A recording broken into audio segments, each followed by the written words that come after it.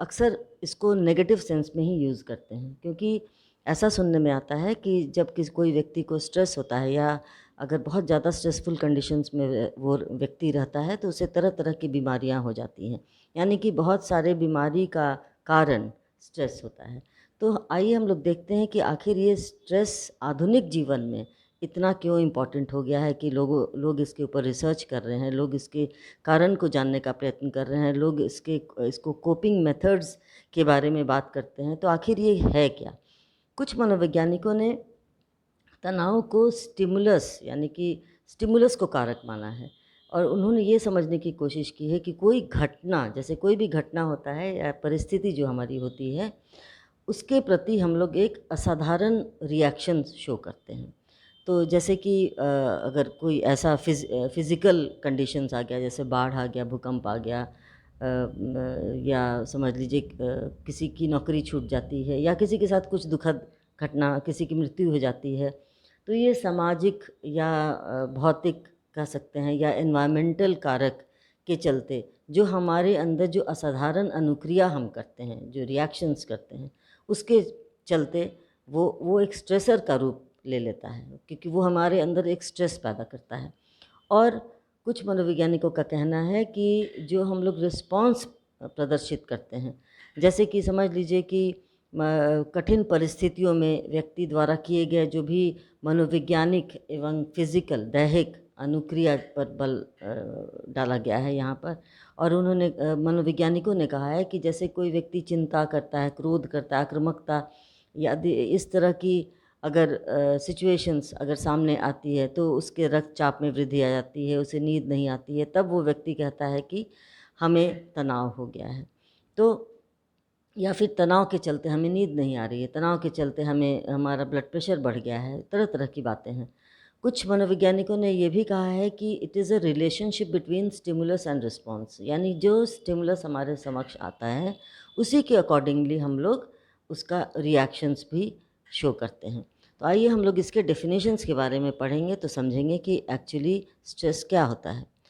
तो डेफिनेशन में सबसे पहले हैंस सिली, जो कि बहुत बड़े मनोवैज्ञानिक थे जिन्होंने स्ट्रेस के ऊपर बहुत काम किया है, उनका हम लोग डेफिनेशन पढ़ते हैं। Stress refers to non specific response of the body to any demand made upon it. इसमें उन्होंने ये कहा है कि तनाव से तात्पर्य शरीर द्वारा आवश्यकता अनुसार किए गए अविशिष्ट अनुक्रिया यानी नॉन स्पेसिफिक रिस्पॉन्स से होता है। यानी किसी भी तरह का कोई भी अगर हमारे समक्ष स्टिमुलस आता है तो उसके प्रति हम लोग नॉन स्पेसिफिक रिस्पॉन्स का प्रदर्शन जो होता है उसको हम लोग स्ट्रेस कहते हैं। इसी तरह से मॉर्गन एंड किंग और एटल, उनके फ्रेंड्स, उन्होंने एक एग्जाम्पल दिया, उन्होंने एक जो डेफिनेशन दिया है उसमें है, we will define stress as an internal state which can be caused by physical demands on the body, disease conditions, exercise, extreme of temperature and the like, or by environmental and social situations which are evaluated as potentially harmful, uncontrollable or exceeding our resources for coping। तो उन्होंने ये कहा कि जब हम लोग तनाव को एक ऐसी मानसिक या आंतरिक अवस्था के रूप में परिभाषित करते हैं जो शरीर के दैहिक मांगों, जैसे कि समझ लीजिए कि बीमारी हो गई, बीमारी की अवस्था है, एक्सरसाइज है, अत्यधिक तापक्रम अगर होता है टेम्परेचर, या वैसे एनवायरमेंटल या पर्यावरणीय या सामाजिक परिस्थितियाँ जिसे सचमुच में हानिकारक अनियंत्रण योग्य द्वारा निपटने के मौजूद साधनों की चुनौती देने वाला के रूप में मूल्यांकित किया जाता है, उससे उत्पन्न होता है। तो ये एनवायरमेंटल, सोशल, फिज़िकल हर चीज़ को उन्होंने समझाने का प्रयत्न किया है इस डेफिनेशन के द्वारा। बैरन ने भी अपना एक दिया है डेफिनेशन, जिसमें वो कहते हैं कि stress is many faceted process that occurs in us in response to events that disturbs or threaten to disturb our physical or psychological functioning. उनका ये कहना है कि तनाव की कुछ इस तरह से उन्होंने परिभाषित किया है कि जैसे कि तनाव एक ऐसी बहुआयामी प्रक्रिया है, यानी इसमें बहुत तरह के मल्टीफेसेटेड जिसको हम कहते हैं वो होता है, बहुत तरह की रिएक्शंस होते हैं जो हम लोगों में वैसी घटनाओं के प्रति अनुक्रिया के रूप में उत्पन्न होती है जो हमारे दैहिक एवं मनोवैज्ञानिक कारकों को विघटित करती है और विघटन करने की धमकी देती है, यानी कि हम लोग को थ्रेटन करती है और हमारे फिज़िकल और साइकोलॉजिकल फंक्शनिंग को प्रभावित करती है। तो इतने सारे डेफिनेशंस को हमने पढ़ा, जिसके आधार पर हम लोग ये 4 पॉइंट को डिस्कस करेंगे, जिसमें पहला है मल्टी फेसेटेड, यानी कि तनाव एक आयामी है, जैसा कि हमने पहले बतलाया, प्रक्रिया है जो कि स्ट्रेसर के मूल्यांकन के बाद उनके प्रति की गई एक तरह की अनुक्रिया या फिर रिस्पॉन्स होता है। दूसरा है पॉजिटिव एंड नेगेटिव स्ट्रेस। जैसे नॉर्मली सब लोग कहते हैं कि स्ट्रेस नेगेटिव रूप में हम लोग लेते हैं, लेकिन ऐसी बात नहीं है। कुछ कुछ पॉजिटिव स्ट्रेस भी होते हैं, कुछ नेगेटिव स्ट्रेस होते हैं। जो पॉजिटिव स्ट्रेस होते हैं, यानी कि अच्छे काम, जैसे घर में कोई किसी तरह का फंक्शन है, किसी तरह की शादी है, कोई उत्सव है, उसके लिए जब हम लोग काम करते हैं, तरह तरह का उसमें तैयारी की जाती है, उसके चलते जो स्ट्रेस पैदा होता है, तो वो खुशी के माहौल का होता है, तो उसको हम पॉजिटिव स्ट्रेस कह सकते हैं।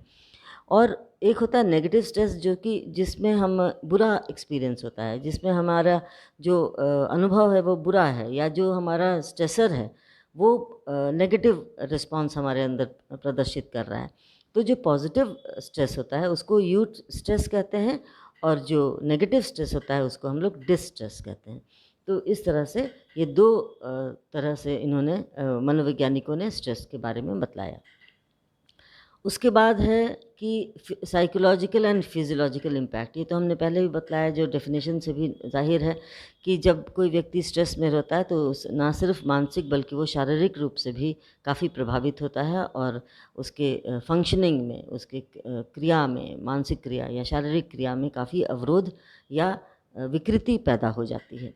उसके बाद नो फिक्स ड्यूरेशन, इसका कोई ड्यूरेशन नहीं होता है। कभी कभी तनाव थोड़े समय के बाद ही समाप्त हो जाता है, कभी कभी लंबे समय तक चल सकता है, और लंबे समय तक चलेगा तो लंबे समय जितने समय तक वो लोग स्ट्रेस में रहेंगे उतना ज़्यादा उनके मानसिक और शारीरिक शक्ति में और क्रियाओं में ह्रास होता है। तो इस तरह से हम लोग देखते हैं कि ये स्ट्रेस इस तरह से होता है। अब आगे हम लोग देखेंगे रिएक्शंस टू स्ट्रेस। अब जब स्ट्रेस होता है उसका इम्पैक्ट क्या पड़ता है, किस तरह का रिएक्शंस व्यक्ति के अंदर आता है। तो दो तरीके से हम लोग इसमें कह सकते हैं, साइकोलॉजिकल और फिजियोलॉजिकल। तो सबसे पहले हम लोग साइकोलॉजिकल रिएक्शंस के बारे में बात करेंगे। तो साइकोलॉजिकल रिएक्शंस में है कि तनाव में कई प्रकार के मनोवैज्ञानिक या मानसिक प्रतिक्रियाएं होती हैं, जैसे कि जो मानसिक क्षुब्धता आ जाती है या फिर विघटन आ जाता है, तो उसको हम लोग कहते हैं साइकोलॉजिकल रिएक्शंस। उसमें दो है मेजरली, एक है कॉग्निटिव इम्पेयरमेंट, दूसरा है इमोशनल रिस्पॉन्सेस। तो कॉग्निटिव इम्पेयरमेंट का मतलब ये होता है कि इसमें जो हमारा संज्ञानात्मक विकृति पाई जाती है, जैसे कि व्यक्ति में एकाग्रता की कमी हो जाती है, वो चिंतन तार्किक रूप से इरैशनल वे में चिंतन करता है, संगठित रूप से नहीं कर पाता है चिंतन, मतलब यानी कि उनका तो थिंकिंग होता है वो इरैशनल होता है और डिसऑर्गेनाइज्ड होता है, संगठित नहीं होता। और चिंता में उनकी भूमिका बढ़ जाती है इस तरह से कि वे लोग सही तरीके से प्रत्यक्षण भी नहीं कर सकते हैं, यानी कि परसेप्शन किसी चीज़ों का, किसी वस्तु का, या हम कहेंगे किसी परिस्थिति का सही रूप से वे लोग प्रत्यक्षीकरण या फिर परसेप्शन नहीं कर पाते। उनके अवधान में यानी कि अटेंशन में भी कमी आती है, और स्मृति में भी, स्मृति शक्ति जो मेमोरी पावर जो होता है उसमें भी उन लोगों में असामान्यता और मैल फंक्शनिंग देखा जाता है। तो ये जितने कॉग्निटिव एस्पेक्ट हैं उसमें ये भी प्रभाव इसका देखा जाता है।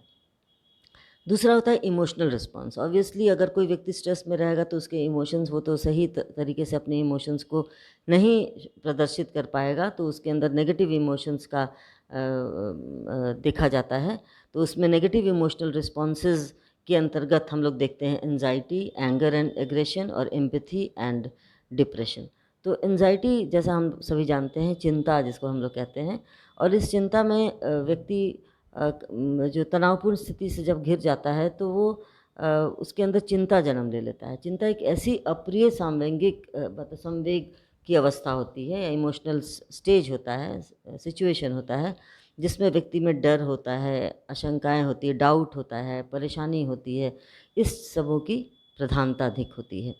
फिर है एंगर एंड एग्रेशन। एंगर में जैसे कि कोई व्यक्ति अगर किसी चीज़ से फ्रस्ट्रेटेड है या कोई ऐसा उद्दीपन उसके सामने आया है जो कि तनाव उत्पन्न करने वाला है, जिसके चलते उसके अंदर एंगर या संवेगात्मक अनुक्रिया के रूप में एंगर और एग्रेशन देखा जाता है, तो इसमें ये देखा जाता है कि किसी भी तनाव उत्पन्न करने वाली परिस्थिति के प्रति एक अनुक्रिया, जिसको कि एंगर हम कहेंगे, या जिसके बाद व्यक्ति एग्रेसिव बिहेवियर भी करने लगता है। तो इसमें ये देखा गया है कि जब कोई बच्चों के ऊपर अध्ययन हुआ और ये देखा गया कि जब उस बच्चे को गोल ऑब्जेक्ट तक पहुंचने में बाधा होती है, उसके रोक दिया जाता है, तो उसके अंदर फ्रस्ट्रेशन होता है, और जब फ्रस्ट्रेशन होता है तो एंगर भी होता है, और एंगर जब होता है तो एग्रेशन भी होता है। तो ये इतनी सारी चीज़ें इमोशनल में हैं। उसके बाद है एम्पैथी एंड डिप्रेशन। कभी-कभी क्या होता है कि व्यक्ति वो सिर्फ़ चिंता और एंगर ही नहीं उसके अंदर होता है इमोशनली, बल्कि वे लोग तनाव उत्पन्न करने वाली परिस्थिति के प्रति कुछ लोगों में क्रोध और आक्रामकता का व्यवहार नहीं होकर उनके उसके विपरीत भाव शून्यता, जिसको एम्पैथी तथा विषाद का भाव विकसित हो जाता है, यानी डिप्रेशन उन लोग में आ जाता है। और ये नॉर्मली ये देखा जाता है कि अगर तनावपूर्ण परिस्थिति व्यक्ति के सामने बनी रहती है तो व्यक्ति उसके साथ निपटने में सफल नहीं हो पाता है, तो उसके प्रति भाव शून्यता और उदासीनता विकसित कर लेता है। तो बाद में यही डिप्रेसिव टेंडेंसी उत्पन्न कर देता है उस व्यक्ति के अंदर। अब आइए फिजियोलॉजिकल रिएक्शंस। फिजियोलॉजिकल यानी कि हमारा शरीर भी प्रभावित होता है। जब हम स्ट्रेस में रहते हैं तो हमारा शरीर प्रभावित होता है, और उसके अंतर्गत दो मेजर प्रकार हैं, जो एक है इमरजेंसी रिस्पॉन्सेस और दूसरा है जनरल अडेप्टेशन सिंड्रोम। तो सबसे पहले हम लोग पढ़ेंगे कि इमरजेंसी रिस्पॉन्सेस क्या होता है। तो तनाव उत्पन्न करने वाले उद्दीपक के प्रति व्यक्ति के शरीर में कुछ ऐसी रिएक्शंस होते हैं जिसे कि हम लोग इमरजेंसी रिस्पॉन्सेस कहते हैं।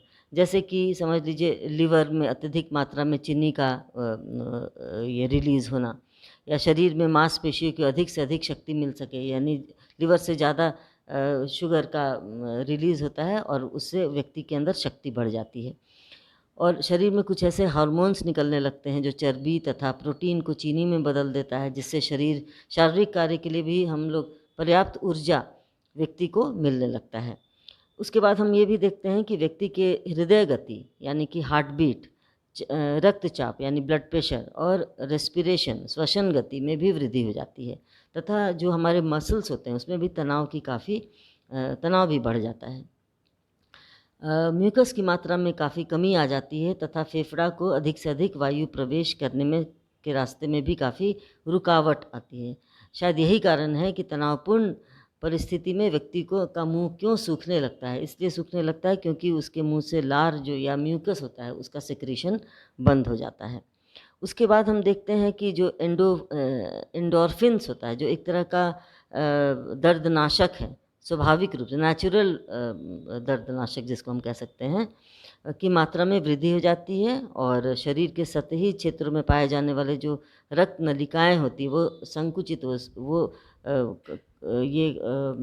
दब जाती है, संकुचित हो जाती हैं, जिसके परिणाम स्वरूप क्या होता है कि तनावपूर्ण परिस्थिति से निपटने के लिए शरीर में कुछ कट कर भी जाता है, तो कम मात्रा में रक्त व्यक्ति के शरीर से निकलता है। तो रक्त पूरी तरह से नहीं निकल पाता क्योंकि वो संकुचित हो जाता है, वो ये दब जाता है। वो जो स्प्लीन होता है, हमारे शरीर में स्प्लीन है, वो अधिक मात्रा में रेड ब्लड कॉर्पुसल्स का रिलीज़ करता है ताकि अधिक से अधिक ऑक्सीजन शरीर के अंगों को मिल सके, और जो बोन मैरो से अधिक वाइट ब्लड सेल्स का रिलीज़ होता है ताकि शरीर किसी भी प्रकार का इन्फेक्शन से सही ठीक ढंग से निपट सके। ये नेचुरल फेनोमेना होता है जो कि हमारे शरीर में पाया जाता है।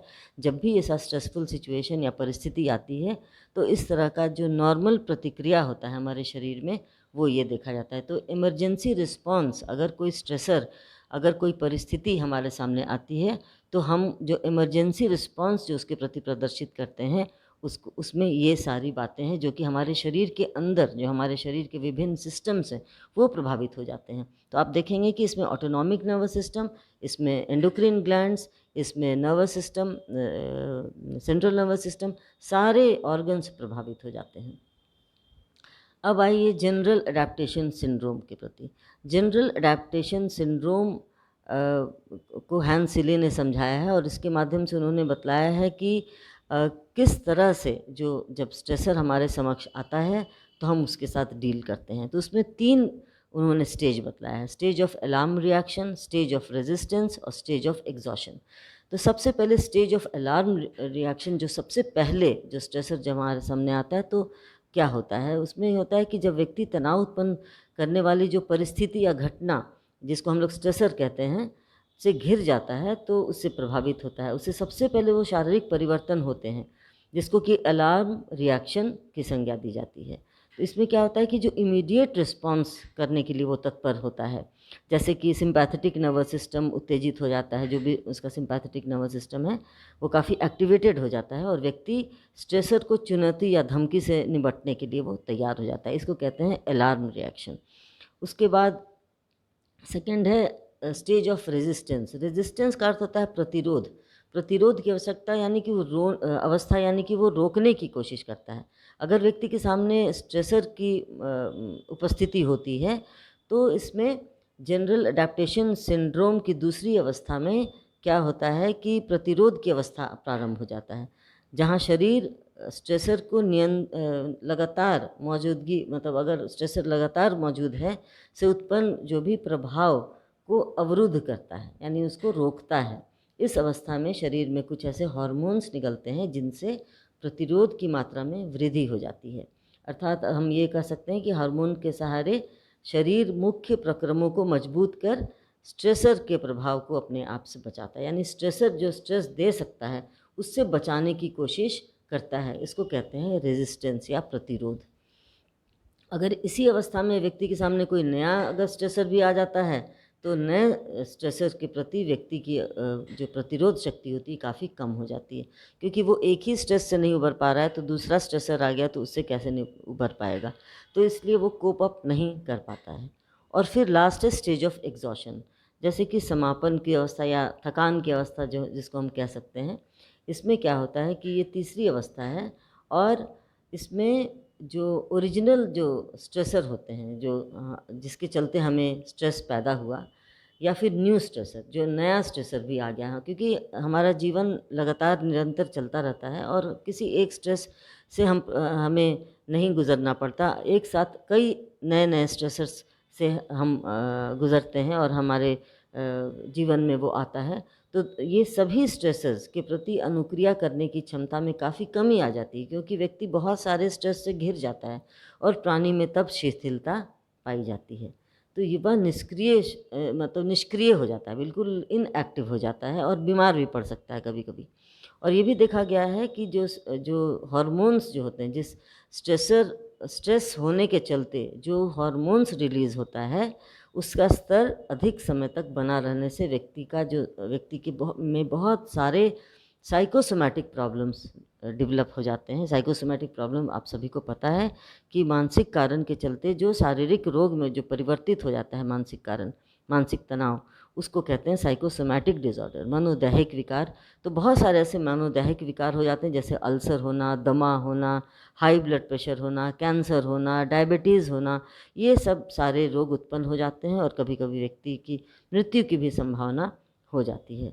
तो इस तरह से हम देखते हैं कि स्ट्रेसर के प्रति व्यक्ति न केवल मनोवैज्ञानिक बल्कि फिज़िकल प्रतिक्रियाएं भी प्रदर्शित करता है और उसके चलते फिज़िकली और मेंटली भी काफ़ी अवरोध की स्थिति और काफ़ी प्रतिबल की स्थिति उत्पन्न हो जाती है और व्यक्ति के स्वास्थ्य के लिए काफ़ी हानिकारक हो जाता है, क्योंकि इससे हमारा मन और हमारा शरीर दोनों ही प्रभावित हो जाता है।